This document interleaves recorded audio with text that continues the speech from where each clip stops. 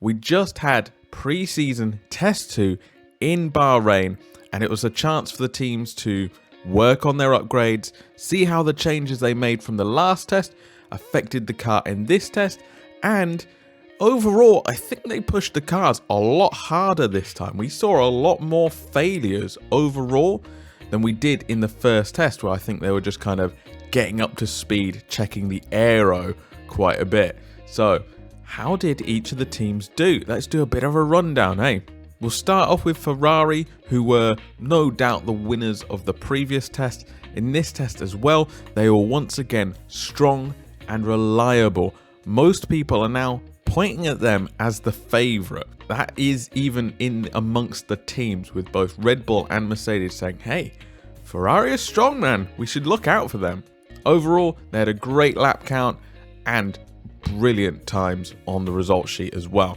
Of course, timings don't matter too much, so we shouldn't read into that too much, but it's always nice to have, right? McLaren were another team that had a very strong test 1. However, they came into this test and it didn't go well for them at all, to be honest. They had brake temperature issues from the very beginning, and that looks pretty significant for them. They were only allowed to do short runs because their brakes would just overheat. They couldn't do any long runs at all. At this point in time, they don't know if they can get that fixed for the first race in Bahrain, which is a real worry for them. Another worry is the status of Daniel Ricciardo. He tested positive over the weekend. I was not able to drive at all in the car over the second test. Obviously, we do hope he gets better. It is said that he is feeling much better now, so that's great news. But of course, he's missed out a lot of running in that car. And now it is a race against time to see if he can test negative again before the first race in Bahrain. He's got plenty of time, so it should be doable, but fingers crossed anyway. Over at Mercedes, they were the talk of the town coming to this test. They made a huge change to their chassis, effectively eliminating their side pod. It was all anybody could talk about, especially on the first day of testing, because it is such a radical design that they've gone for. Ross Brawn, head of F1's technical element, did say that this is something that the F1 team, when designing these rules, did not account for. So he was going to take a very, very good look at this to see if any rules were being broken or whether it was, all played fair, basically. No suggestion that it didn't, but he was keeping an eye on it. Somebody who did make a suggestion that it didn't play fair was Christian Horner. On the first day, he came out and was quoted of saying, "That's illegal." But then, curiously, a couple hours later, he was quoted of saying, "I never said that, I haven't looked at it." And then, a couple days later, he was quoted of saying, "Oh, it all looks perfectly legal." It's a bit weird, isn't it? Overall, they actually had a pretty poor test period, considering the changes they'd made. Obviously, with this radical design, you would have expected much greater wins coming out of the test. That's not what we got, and even Hamilton himself came out and said the team do not expect to be fighting for wins. Early on in the season, they're going to have to work on it. Now, we could take that as gospel. Mercedes aren't going to be near the top, but also let's take it with a pinch of salt, right? Because they're trying to set expectations as low as possible. They've done this in the past as well, so we'll see. We'll see come the start of the season very shortly, hey.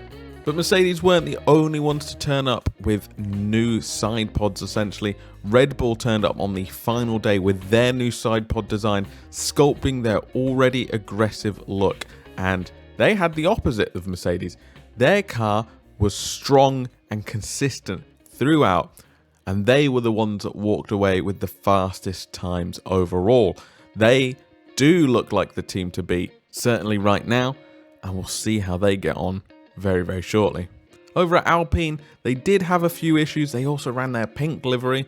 Again, I keep thinking that's the Racing Point or Force India, but there it is, it's the Alpine. They did have a few niggling little issues, but they got over it, and they had better running overall with some decent times as well. Certainly better than the first test. They'll be much more happy with this one. At AlphaTauri, they were steady and reliable once again, just like the first test.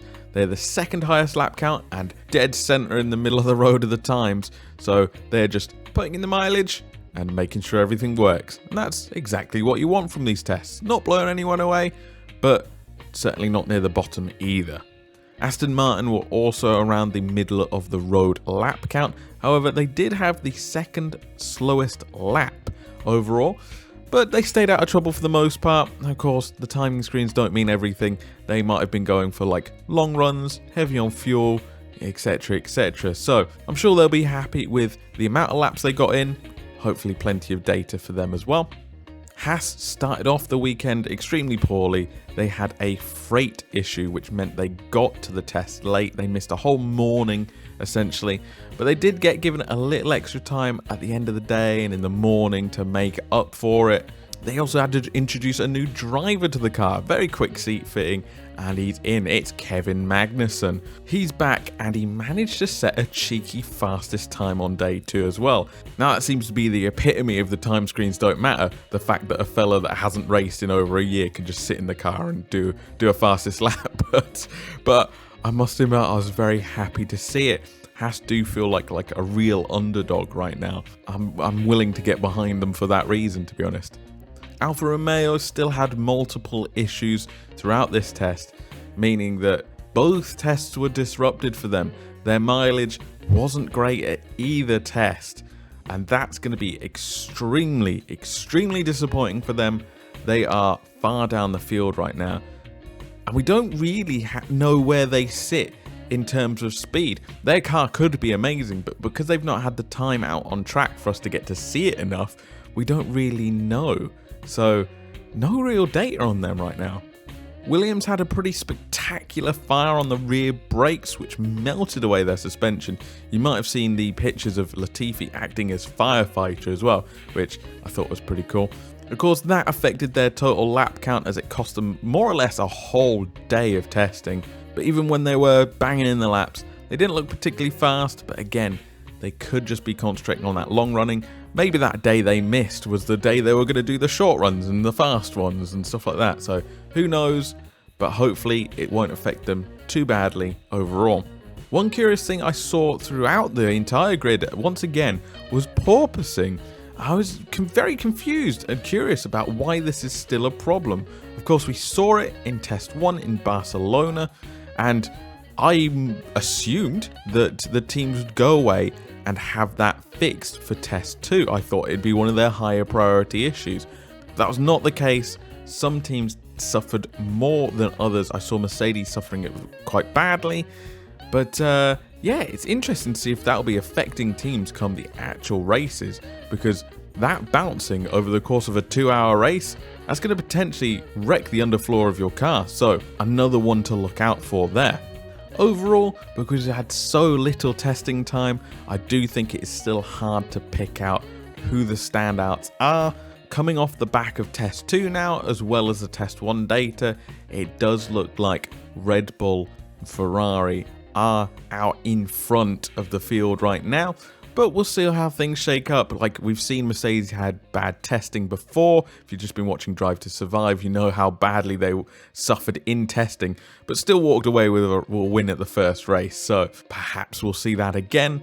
Don't count them out. After all, they are the Constructors' Champions and have been for the longest time in history. So we'll see where they are when the points are doled out on Sunday.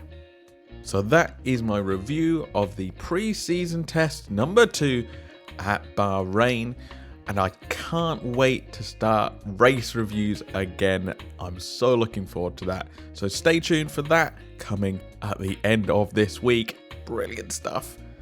Feel free to comment, hit me up on social media, and I'll catch you in the next one.